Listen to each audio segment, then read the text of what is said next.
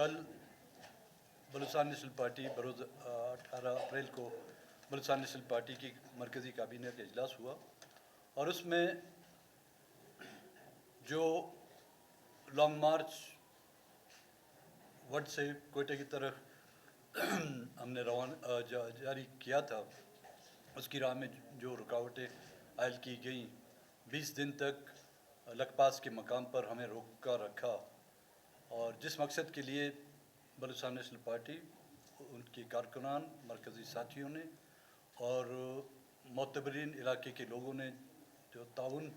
اس long march یا دھرنے کے ساتھیوں کے ساتھ کیا تھا، وہ قابل تحسین ہے. کیونکہ اس دھرنے کے اختتام پہ ہم نے کچھ اعلانات بھی کیے تھے کہ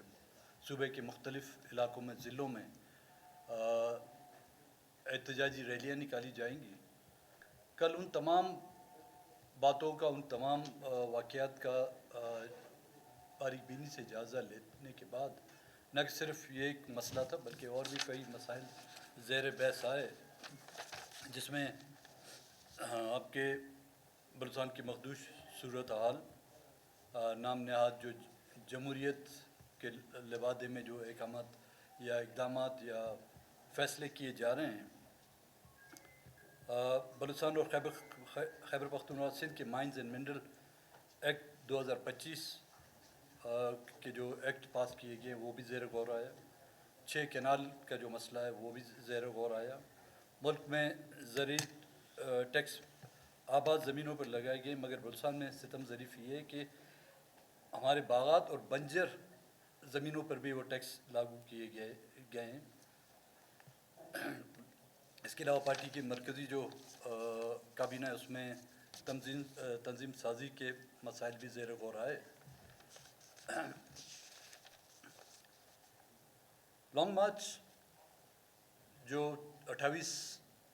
مارچ کو ہم نے وڈ سے جس کا افتتاح کیا تھا، اور میں اس تفصیل میں نہیں جاؤں گا کہ کس طرح، کیونکہ کئی بار آپ پریس کلب کے دوستوں کے ساتھ لکپاس کے مقام پر اس کی تفصیل ہم نے بیان کی کہ کس طریقے سے ہمیں روکا گیا، کون کون سی جو رکاوٹیں ہمارے سامنے لائی گئیں. اس کے باوجود جس انداز میں لوگوں کی اس میں شرکت، اور 20 دن تک سردی، گرمی،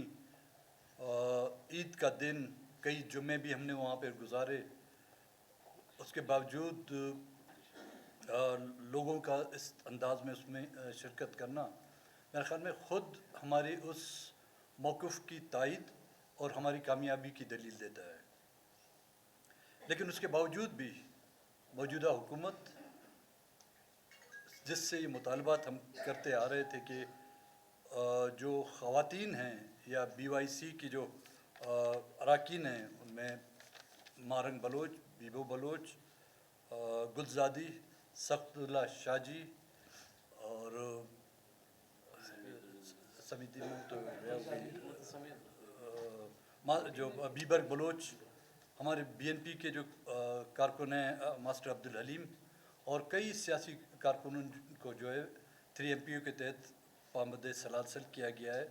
ماروائے قانون ان کی گرفتاری کی جو عمل میں لائی گئی ہے. معاملہ پھر گیا عدالتوں میں. ہماری لیگل ٹیم بھی عدالتوں میں پہنچی، اور آپ نے خود دیکھا ہوگا، آپ کی جو میڈیا کی جو ٹیم ہے انہوں نے بھی اس فیصلوں کا جائزہ لیا ہوگا. مارن کی پٹیشنر جو تھی اس کیس میں، اس کی بہن تھی نادیہ بلوچ، جس نے 22 مارچ کو یا 24 مارچ کو انہوں نے پٹیشن داخل کی، اور ایک ہی پیشی اس کی ہوتی ہے، ہیئرنگ ہوتی ہے 10 اپریل کو. اس میں جو بینچ ہے نمبر 1، وہ ان سے ایفیڈیوٹ کا مطالبہ کرتی ہے کہ ایک ایفیڈیوٹ لکھ کر آپ لائیں، تو اس کے بعد جو ہے ہم اس کارروائی کو آگے لائیں گے. باوجود اس کے کہ انہوں نے، ان کے وکلاؤں نے ان سے جا کے وہ ایفیڈیوٹ بھی سائن کرایا، اور وہ فیصلہ جو محفوظ تھا غیر محفوظوں کے ہاتھوں جب چلا گیا، 4 دن کے بعد جب اس کی فیصلہ سنایا گیا، پھر گیند ایک بار پھر ہوم ڈپارٹمنٹ کی طرف پھینکی گئی. اسی نوعیت کا ایک دوسرا کیس جو بینچ نمبر 2 میں دائر کیا گیا تھا, کھانسی کا کیا نام تھا, نہیں وہ جو کھانسی تھے, رؤف خاسو کے 2 بیٹے تھے, ان پر بھی ایلیگیشن یہی تھی کہ 3 MPO کے تحت BOIC کے ممبران کے ساتھ انہوں نے تعاون کیا یا ان کو پناہ دیے. بینچ نمبر 2 اس MPO کو جو 3 MPO کو جو خارج کرتی ہے. ایک ہی بلڈنگ, 2 مختلف کمرے, ایک میں چیف جسٹس بیٹھے ہوئے ہیں, دوسرے جج بیٹھے ہوئے ہیں, سیم ایلیگیشن, ایک ہی نوعیت کا کیس, لیکن ایک میں جو ہے ریلیف ملتا ہے, دوسرے میں ریلیف نہیں ملتا. تو یہ اس عدالتی نظام پر جو ایک سیاہ دبا ہے. اور اس کے باوجود جو دوسرے ہمارے کارکنان تھے جن کو 70-71 کے قریب تھے, جن کو 100 کے قریب, 70 ہمارے ہیں, باقی دوسری پارٹیوں سے ہیں, ان پر بھی یہ 3 MPO کے تحت کیس لگائے گئے تھے. اور کل جب اس کی ہیئرنگ ہوئی بینچ نمبر 1 کے سامنے, تو ہمارے وکلاؤں نے, ساجد ترین, ہمارے جو جواد صاحب ہیں, انہوں نے جب اس پر آرگیو کیا, اور کورٹ کے سامنے, ججز کے سامنے اور کوئی دلیل تھی نہیں, تو یہی کیس انہوں نے بینچ نمبر 2 کی طرف بھجوا دیا ہے. اب یہ جگ ہسائی سے تو بات بہت آگے جا چکی ہے. عدالتیں میں جب انصاف مہیا نہیں ہوگا, عدالتیں بھی نالے کی اس طرف دیکھتے رہیں گی, تو لوگوں کے پاس اور کوئی چارہ ہے ہی نہیں کہ وہ مزاحمت کی سیاست کریں. جب انصاف کے تمام تقاضے بند کیے جاتے ہیں, جب انصاف کے تمام دروازے بند کیے جاتے ہیں, تو لوگ مزاحمت کے مختلف ٹولز جو استعمال کرتے ہیں. آج بلوچستان میں جو کچھ ہو رہا ہے, ہم سمجھتے ہیں چاہے وہ انسرجنسی ہے, چاہے یہاں پر مسنگ پرسنس کا معاملہ ہے, چاہے یہاں پر ماروع آئین گرفتاریاں ہیں, مسخ شدہ لاشیں ہیں, یا یہاں پر ان کی آڑ میں یہاں پر فارم 47 کے تحت جو حکومتیں قائم کی گئی ہیں, ان تمام کا مقصد یہاں کے وسائل کو لوٹنا, یہاں کے سائل پر قبضہ کرنا. اور اس کی واضح مثال یہ ہے کہ 5 منٹ کے اندر مائنز اینڈ منرل ایکٹ جو ہے بلوچستان اسمبلی سے پاس کیا جاتا ہے. پولیٹیکل پارٹی کے اکابرین کو معلوم ہی نہیں, ان کی سیاسی قیادت کو معلوم نہیں کہ یہ ایکٹ کیا ہے, لیکن اس ایکٹ کو پاس کیا جاتا ہے. وہی ایکٹ جو ہے آج خیبر پختونخوا کی اسمبلیوں میں جو زیر بحث ہے, کئی دنوں سے زیر بحث چلا آ رہا ہے, کیونکہ وہاں پر منتخب اراکین ہیں, وہ لوگ جو منتخب ہو کے آئے ہیں. یہاں پر ایسے لوگوں کو, ایسی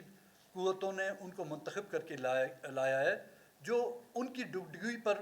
ناچ اور گانے بجاتے ہیں. تو کہنے کا مقصد یہ تھا کہ نہ عدالتوں سے ریلیف مل رہا ہے لوگوں کو, نہ ہی حکومتوں سے ریلیف مل رہا ہے. اب اور مائنز اینڈ منرل ایکٹ کے علاوہ جو ایک PPL کی جو ایکسٹینڈ دی گئی ہے قدرتی گیس اور تیل کے حوالے سے, 2015 سے یہ معاملہ جو ہے پینڈنگ چلا آ رہا ہے. کئی حکومتیں یہاں پہ آئی ہیں, میرے خیال میں 2015 سے آپ دیکھیں تو 3 حکومتیں تبدیل ہوگی, یہ چوتھی حکومت ہے. ان تینوں حکومتوں نے اس کی منظوری نہیں دی. نگراں حکومت جب یہاں پر قائم ہوئی انوار الحق کی اس میں جب ان کو وزیر اعظم بنایا گیا, تو میں نے اس وقت بھی یہ کہا تھا کہ کیئر ٹیکر نہیں, انڈر ٹیکر. لوگوں نے ہماری بات کا جو مذاق اڑایا کہ اس کا مطلب کیا ہے انڈر ٹیکر. انڈر ٹیکر وہ ہوتا ہے جو گورکھن ہوتے ہیں, جو قبریں کھودتے ہیں. اور اس حکومت نے ایک قبر نہیں, بلوچستان کے لوگوں کی حقوقی کی کئی قبریں کھودی ہیں. جنوری میں 29 جنوری 2024 کو منظوری دینے کی جو ہدایت دی جاتی ہے, معاملہ ECC کو بھجوایا جاتا ہے. اور اس کے بعد فیصلے کا اختیار جو ہے نا اس وقت کی جو نگراں حکومت ہے وہ اختیار کرتی ہے. حالانکہ 18ویں ترمیم کے آرٹیکل 172 کو دیکھیں آپ, قدرتی وسائل اور تیل اور گیس میں جو ہے حصہ وفاق اور صوبے کا جو مساوی ہے. لیکن ابھی اس صوبائی حکومت نے اس ایگریمنٹ کو جو 2015 سے پینڈنگ تھا اس کو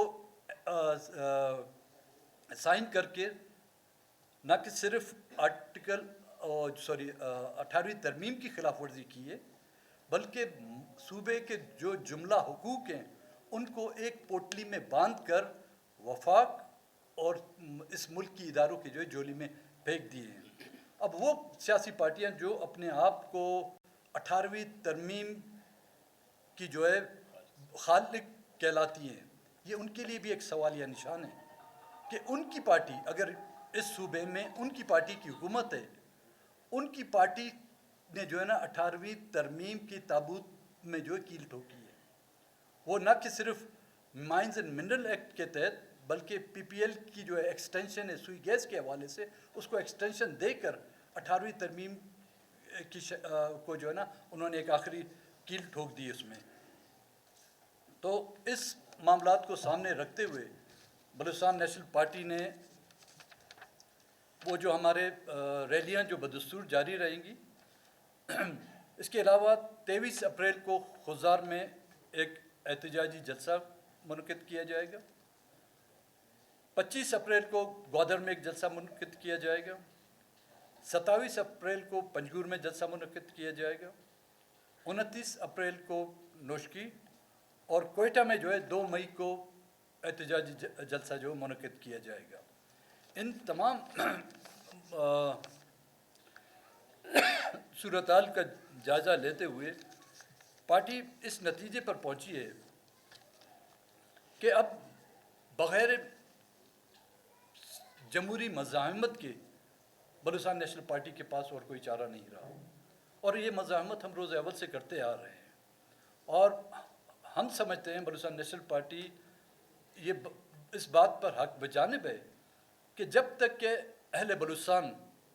اور میں تمام ان پولیٹیکل پارٹیوں سے بھی گزارش کرتا ہوں نہ کہ صرف ہم مزاحمتی تحریکیں چلائیں گے بلکہ لیگل قانونی چارہ جوئی کا بھی ہم حق رکھتے ہیں کہ مائنز اینڈ منرل ایکٹ اور پی پی ایل کی جو ایکسٹینشن کی گئی ہے اس کے حوالے سے ہم آئینی پٹیشن داخل کریں گے, اور تمام وہ پولیٹیکل پارٹیاں ہم ان کو بھی اس پر آن بورڈ لینے کی کوشش کریں گے. اگر وہ اس پر ہمارے ساتھ شامل ہوئے تو کانسٹیٹیوشنل جو کورٹ بنائی گئی ہیں, کیونکہ صوبے میں تو ابھی تک کانسٹیٹیوشنل کورٹ کا تو وجود نہیں, مرکز میں تو کانسٹیٹیوشنل کورٹ ہے, لیکن وہاں جانے سے پہلے ہم اپنی جو لیگل کمیٹی ہیں ان سے صلاح مشورے کے بعد یہاں پر ہائی کورٹ میں ایک کانسٹیٹیوشن پٹیشن ان دونوں مسئلوں پر داخل کریں گے.